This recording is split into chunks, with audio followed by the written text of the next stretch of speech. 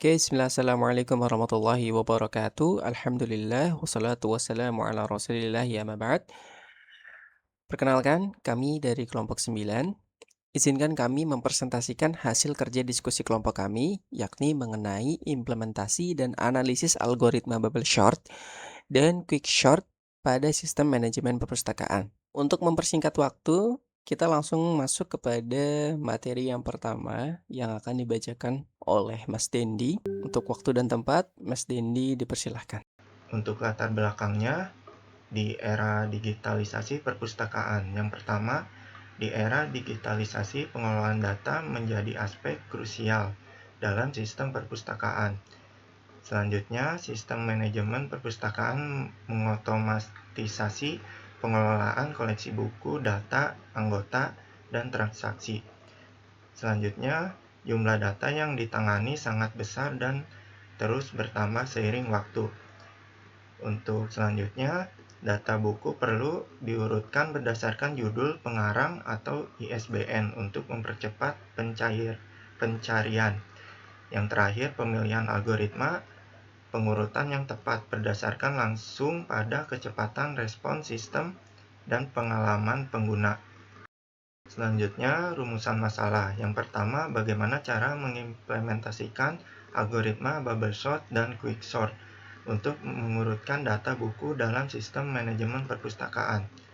Yang kedua, bagaimana perbandingan kinerja, waktu eksekusi, dan penggunaan memori antara kedua algoritma pada dataset bervariasi. Yang ketiga, algoritma mana yang lebih unggul untuk diterapkan pada sistem perpustakaan dan apa implikasinya.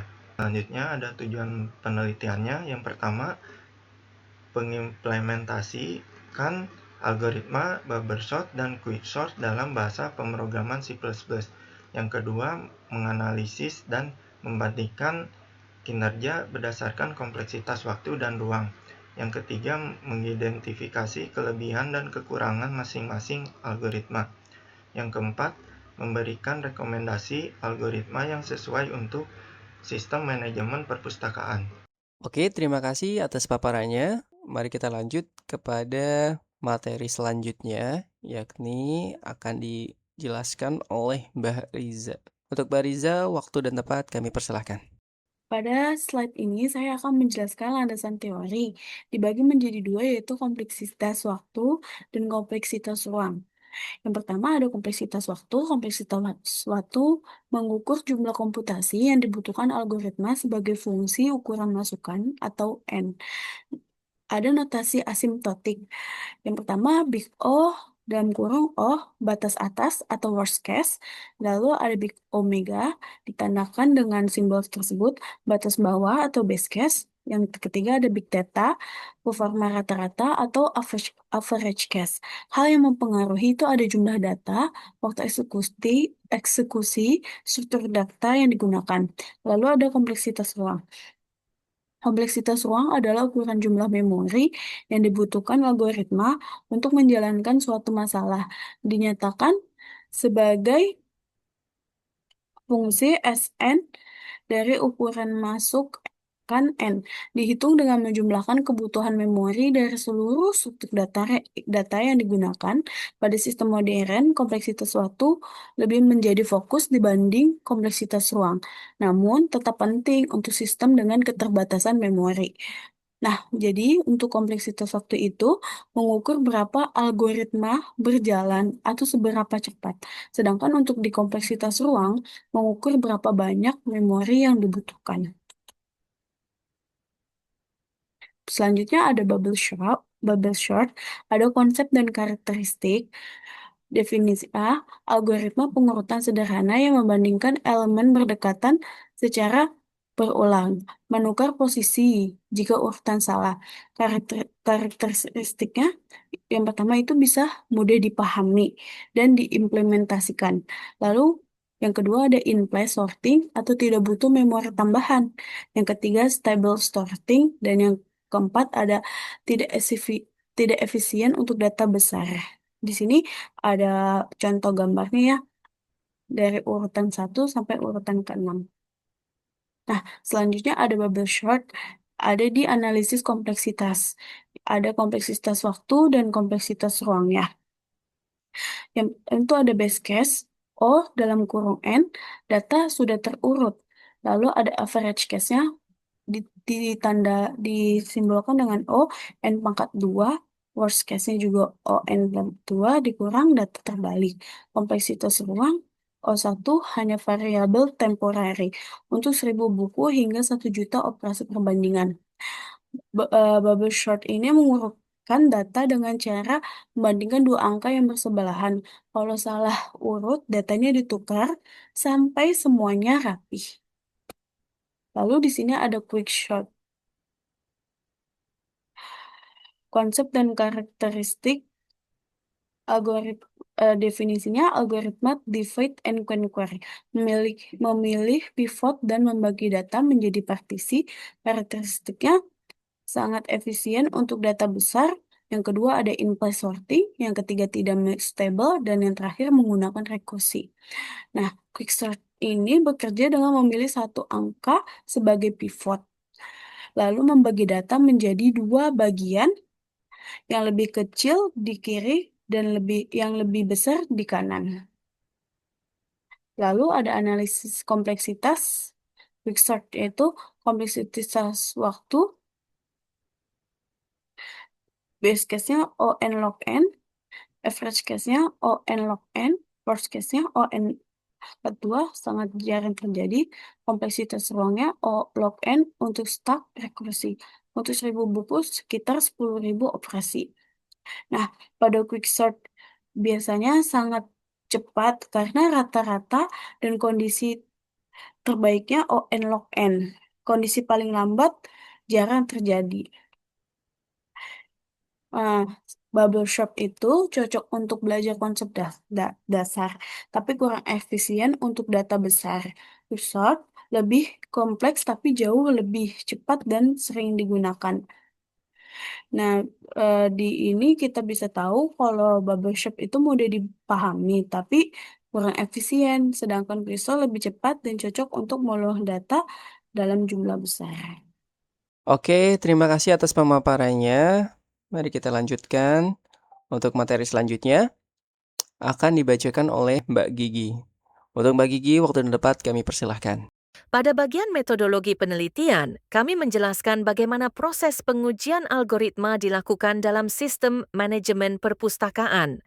Data uji yang digunakan berjumlah 25 data buku, di mana setiap data buku memiliki atribut judul buku, nama pengarang, tahun terbit, dan ISBN. Pengurutan data tidak dilakukan secara acak, tetapi menggunakan urutan prioritas tertentu. Prioritas pertama adalah judul buku.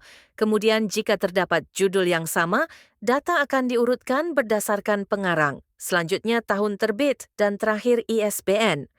Untuk melihat pengaruh jumlah data terhadap kinerja algoritma, pengujian dilakukan dengan 3 skenario jumlah data, yaitu 5 data, 10 data, dan 25 data.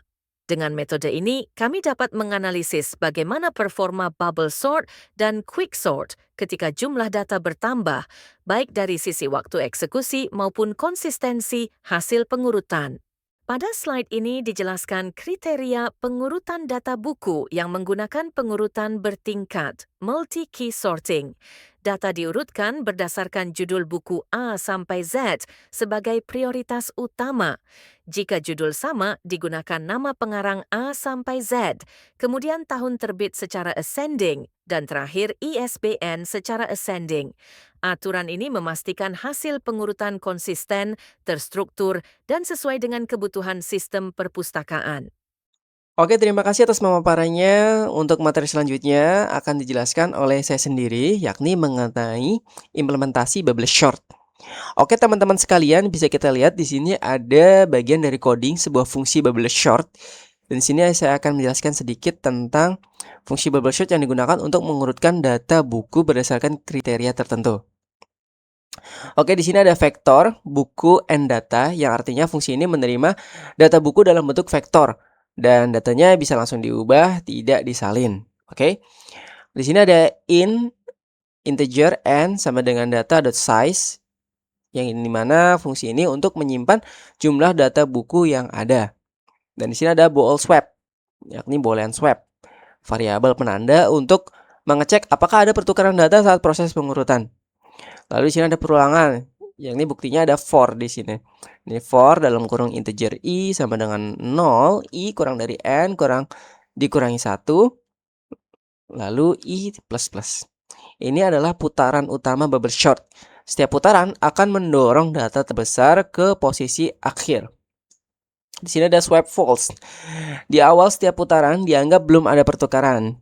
Maka di sini dikasih atau dideklarasikan dengan false. Lalu ada perulangan for.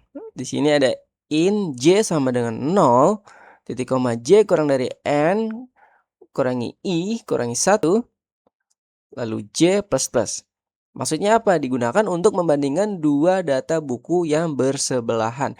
Jadi tidak membandingkan antara yang paling depan dengan paling belakang, tapi dari sampingnya terlebih dahulu. Di sini juga ada if. Bandingkan data j plus 1. Jika urutan buku salah, maka datanya ditukar. Jika misalkan di depan itu ada 9 dan di sini itu ada 3 lah gitu. Jadi 9 dan 3 itu lebih besar mana? Lebih besar 9, maka langsung di swap. Jika tidak sama. Swap gitu. Oke, di sini juga ada swap data j plus 1 menukar posisi 2 buku agar terurut. Nah, di sini tadi kan di atas ada swap false. Itu menandakan bahwa pertukaran belum ada pertukaran, dan di sini ada swap true untuk menandakan bahwa terjadi pertukaran data. Dan diakhiri dengan if swap break. Jika dalam satu putaran tidak ada pertukaran, berarti data sudah rapi sehingga proses menghentikan lebih cepat agar lebih efisien. Oke, intinya, jadi bubble sort bekerja dengan cara membandingkan data yang bersebelahan dan menukarnya sampai semua data buku tersusun rapi. Jika sudah tidak ada pertukaran, proses langsung berhenti. Oke. Kita lanjut ke implementasi quick sort. Oke, teman-teman sekalian, bisa kita lihat di sini ada sebagian coding dari quick sort atau fungsi dari quick sort itu. Di sini ada void quick sort ya. Ini nama fungsinya. Untuk vektor buku dan data ini sama. Ini untuk menyimpan data buku yang akan diurutkan, dikirim sebagai referensi agar langsung berubah. Lalu di sini ada in low, in high. Yang dimaksud untuk menunjukkan batas indeks data yang sedang diproses. Low itu awal dan high itu akhir. Oke, di sini if low kurang dari high. Mengecek apakah data masih bisa dibagi. Jika tidak, berarti sudah terurut. Jika belum, maka akan ada pertukaran. In P sama dengan partition data low high. Fungsi partition memilih pivot titik pembagi, menyusun data sehingga kiri pivot lebih kecil, kanan pivot lebih besar, mengembalikan pivot P. Sini juga ada quick sort data low P kurang 1. Ini untuk mengurutkan bagian kiri pivot. Ada quick sort data P plus 1 high untuk mengurutkan bagian kanan pivot. Oke, dari quick sort sendiri itu sebenarnya dia misalkan data ada 7 atau 8. Nanti saat perhitungan itu dia itu langsung membagi 2. Jadi ada 4 data awal jika 8 dan 4 data selanjutnya.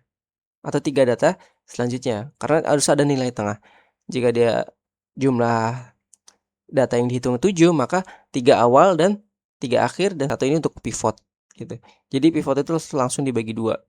Kalau quick shot kan satu-satu nih dari ujung ke ujung, sedangkan quick shot itu langsung bagi 2 dan nanti dari situ pengurutannya masing-masing. Jadi bekerjanya langsung 2.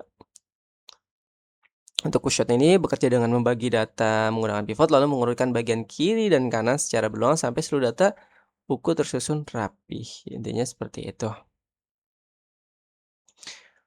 Oke, kita masuk kepada demonstrasi program. Oke, ini kita coba jalankan ya.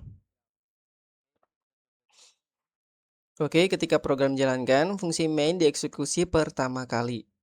Lalu muncul menu utama, ini yang sebelah kanan ada tampilan data buku, bandingkan bubble shot dan quick shot, dan keluar. Oke. Ini program ini sebenarnya akan looping terus sampai kita itu memilih dari, eee, pilihan sini yakni keluar.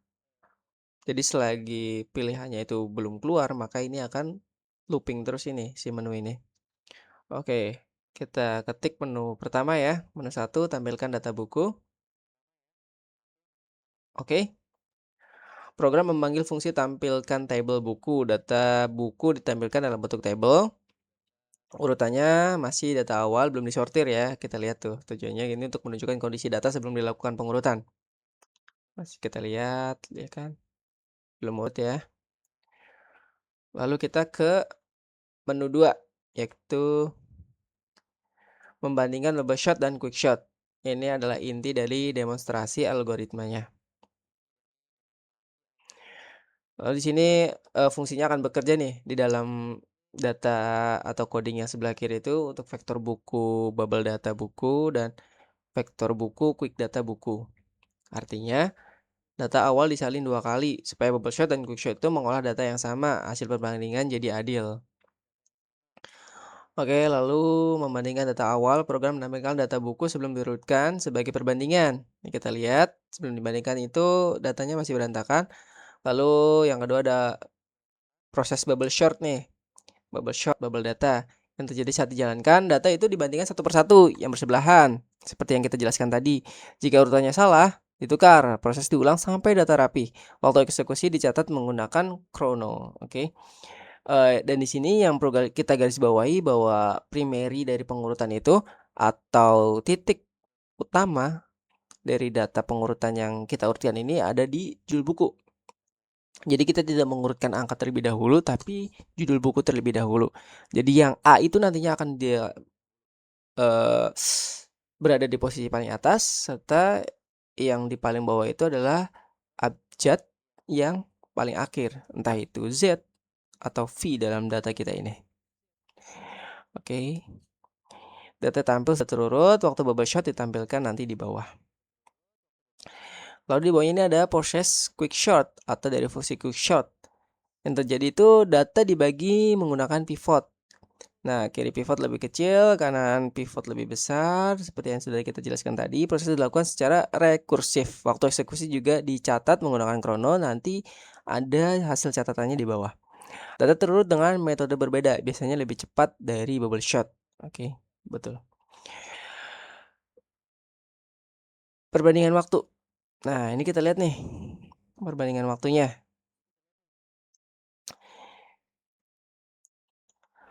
Oke, di sini ada perbandingan waktu. Oke, hasil perbandingan waktunya. Kita lihat bubble short itu lebih lama ya dibandingkan quick short karena kita menggunakan data yang lumayan banyak. Jadi bubble short itu dia mendapatkan waktu di segini ya. Dan quick shot itu di waktu segini. Oke, lalu kesimpulannya saat program dijalankan, user bisa melihat data buku awal, ya kan? Tadi kita bisa lihat, lalu membandingkan hasil dan waktu eksekusi bubble shot dan quick shot. Di sini terlihat bahwa quick shot itu bekerja lebih cepat untuk jumlah data yang sama. Bubble shot itu efisien. Cuman kalau misalkan datanya itu lebih banyak, entah itu ribuan, sudah kita coba ya. Kita coba membandingkan menggunakan bubble shot jika datanya 1000 dengan quick shot, maka waktu yang dibutuhkan untuk mengurutkan itu jauh lebih besar menggunakan bubble shot dibandingkan quick shot yang lebih ringan. Kita langsung masuk pada pembahasan berikutnya. Untuk waktu dan tempat, kami persilahkan. Pada slide ini saya akan menjelaskan hasil pengujian dengan data set kecil. Dengan ukuran data 5, bubble shot menghasilkan waktu 0,0012 milisecond dan quick shot menghasilkan waktu 0,0020 milisecond. Dengan 10 data, bubble shot menghasilkan waktu 0,0104 milisecond dan quick shot menghasilkan waktu 0,0072 milisecond. Dengan ukuran data 25, Bubblesort menghasilkan waktu 0,0273 milisekund dan Quicksort menghasilkan waktu 0,0159 milisekund.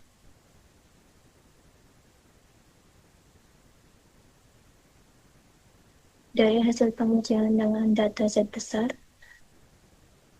dengan 100 data, Bubblesort menghasilkan waktu 0,084 milisekund dan Quicksort menghasilkan waktu 0,013 milisekund.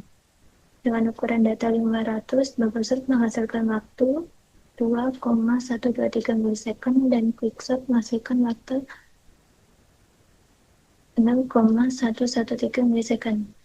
Dengan ukuran data 1000, Bubblesort menghasilkan waktu 8,082 milisekund dan Quicksort menghasilkan waktu 0,24 milisekund. Analisis dari hasil pengujian,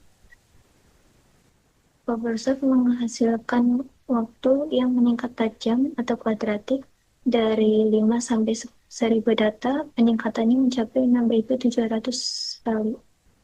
Bubblesort merupakan tipe hemat memori itu ordo 1. Quicksort memiliki peningkatan waktu yang lebih lambat. Dari 5 sampai 1000 data, peningkatannya hanya mencapai 120 kali. Quicksort butuh memori tambahan yang minimal, yaitu ordo log n. Grafik hasil pengujiannya sebagai berikut. Bisa kita lihat dari mulai 5 data sampai 25 data, Quicksort memiliki peningkatan waktu yang cenderung lebih sedikit dari Bubblesort itu sendiri. Kelebihan dan kekurangan dari Bubblesort dan Quicksort. Bubblesort memiliki kelebihan yang sederhana dan mudah dipahami, tidak butuh memori tambahan, stable sorting, dan cocok untuk data kecil. Sedangkan Quicksort sendiri sangat cepat dengan ordo n log n. Sangat efisien untuk data besar dan banyak digunakan di industri. Kelemahan dari Bubblesort yaitu sangat lambat pada data besar, kompleksitasnya ordo n kuadrat, tidak praktis untuk produksi. Untuk kekurangan Quicksort, itu implementasinya lebih kompleks, butuh step rekursi dan tidak stable, dan workcase-nya ordo n kuadrat. Oke, terima kasih atas pemaparannya, Mbak Uus. Kita lanjut kepada materi berikutnya, yakni tentang kesimpulan. Pada slide ini, saya menyimpulkan pemilihan algoritma pengurutan yang tepat untuk sistem perpustakaan. Bubble sort cocok digunakan jika jumlah data sangat sedikit. Digunakan untuk tujuan pembelajaran, sistem memiliki keterbatasan memori dan kompleksitas rendah. Karena bubble sort mudah dipahami, tetapi kurang efisien jika data bertambah banyak. Sedangkan quicksort lebih tepat digunakan jika jumlah data menengah hingga besar, sistem membutuhkan respon cepat, digunakan pada perpustakaan profesional data katalog terus bertambah dan dinamis. Quicksort lebih kompleks, tetapi jauh lebih cepat dan efisien. Oke, mungkin hanya sekian presentasi yang bisa kami sampaikan. Mohon maaf apabila ada salah kata, salah menjelaskan, atau banyak kekurangan dalam pembuatan video kali ini. Kami mohon maaf sebesar-besar-besarnya. Kami tutup. Billahi taufiq wal hidayah. Assalamualaikum warahmatullahi wabarakatuh. Semoga bermanfaat.